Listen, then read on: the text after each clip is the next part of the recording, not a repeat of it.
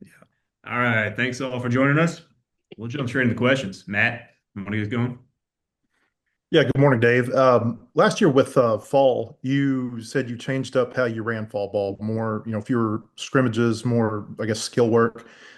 Did you see that pay off on the field last year? And is that the plan again this year?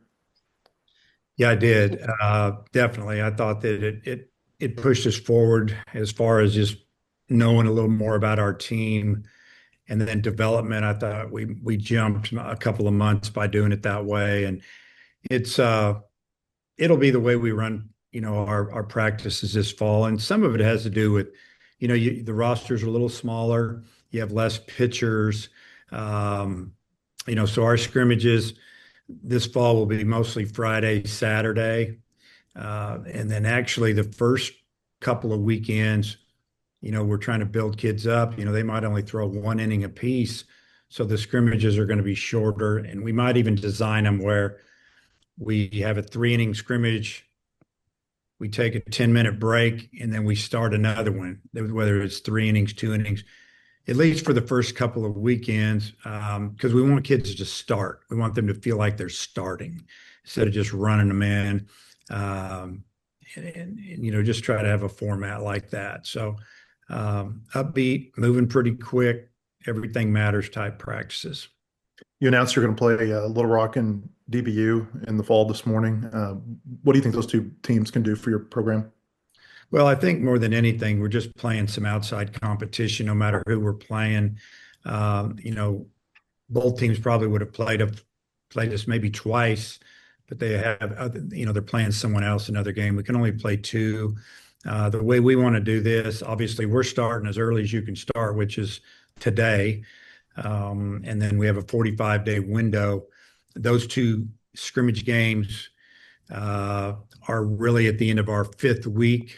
We could actually go probably till the Thursday after that weekend. We're going to probably go straight into the weight room full speed after that. So that'll probably end our fall. And then we can just really work on what we feel we need to work on with individual positions and groups.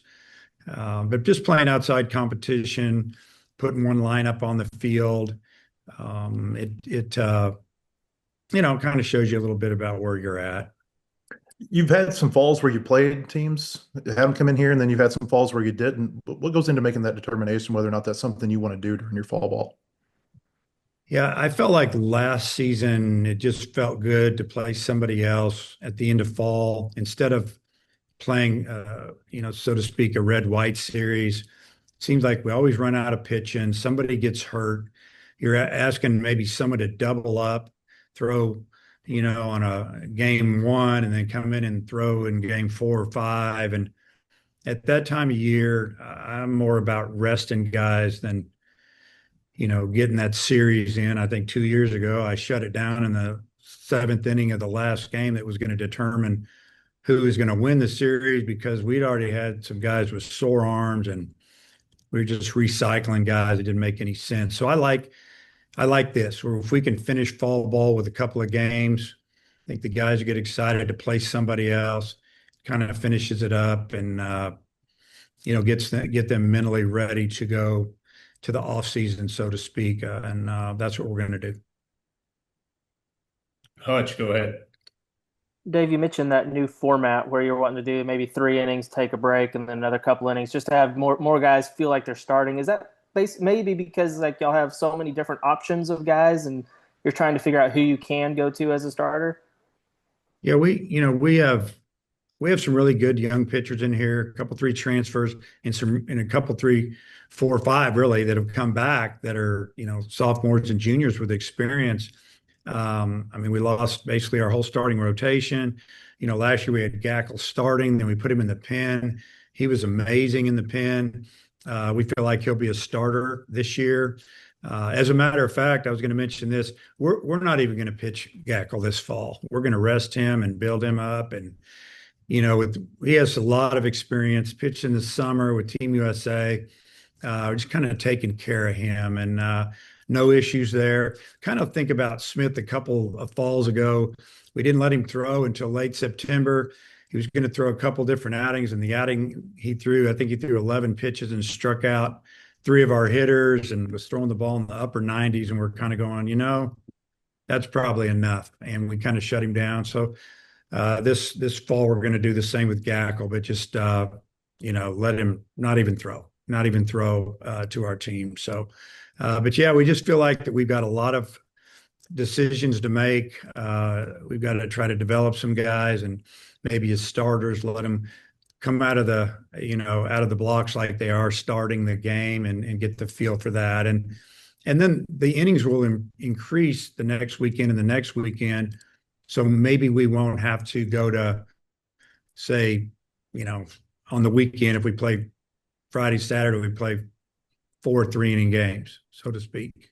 Maybe next week we do it, but it's a little bit longer. Then after that, we go to maybe more normal. How are y'all health wise entering fall ball?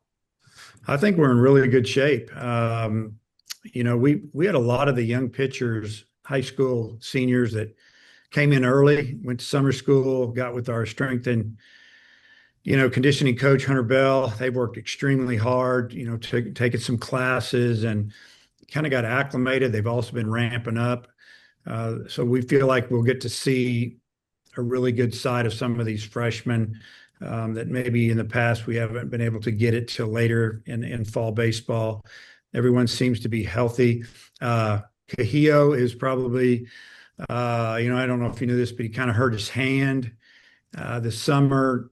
So we are letting him rest. He hasn't swung the bat or he shagged fly balls and worked on some of that, but right now, just he'd be the only one really that won't be out there.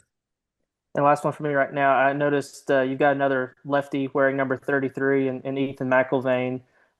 What kind of went into that decision to give him that number, and did you talk to him about it and kind of like what it means and what it's meant to the program? Well, first things first, he wanted that number, and then he kind of knows what's gone on in that number. Is he going to be a starter or reliever? We don't know yet. He has good stuff. I think it's going really well for him so far. I feel like he really likes it here and like the way we go about things. But yeah, I wasn't, I'd make a big deal about it. He knew it was available. I usually put a lefty in it, and he approached me about it. Matt Byrne, go ahead. Yeah, hi Dave. Just to follow up, what's the rehab looking like for Souza and Wiggins as well? Well, Souza's doing great as far as he's taking ground balls and he can swing a little bit at like off the tee or soft toss. He can bunt, he can run. Obviously, we don't want him. When I say run, I'm not going to run him in scrimmages, because of possibility of falling down. But he's moving around really good. Defensively, he looks fantastic fielding the ball. I mean, you can kind of tell he's a man on a mission now. Hopefully, the arm, bounces back as good as it was, and hopefully better. But I think he's a little bit ahead of schedule. But you won't see him in any scrimmages this fall unless it's just playing defense. Where if he does field it or he gets a ball, where he's got to turn a double play or something, he's not going to throw. What are some of the top experiments that are, on your list for fall ball, whether it's reliever to starter or maybe trying a guy out at a different position? Well, I think that, Cole Gibler's a guy that, we're going to start him a little bit and see how that goes. I mean, we feel good about what we've seen from, say, Colin Fisher, Parker Coyle.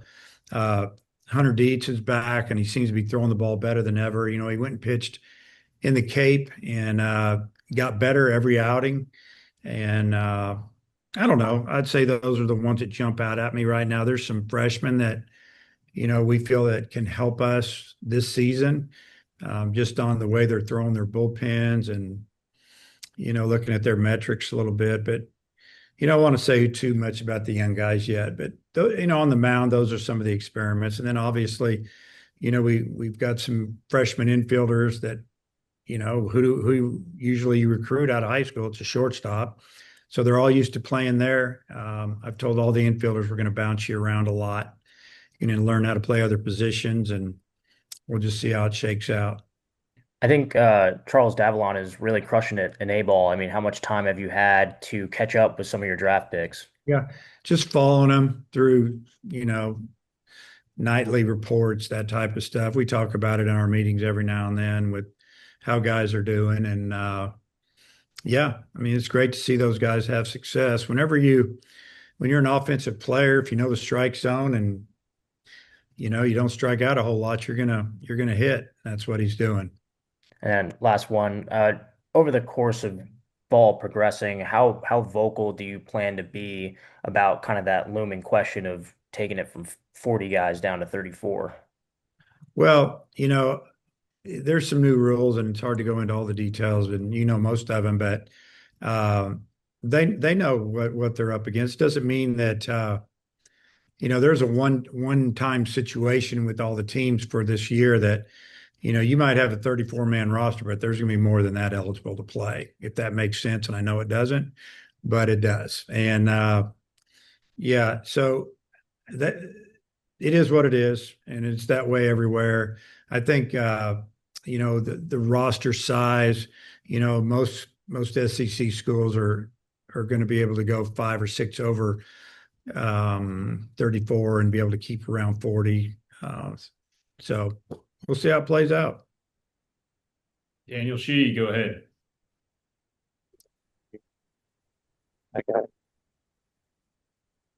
Daniel, we cannot hear you. Can't hear you.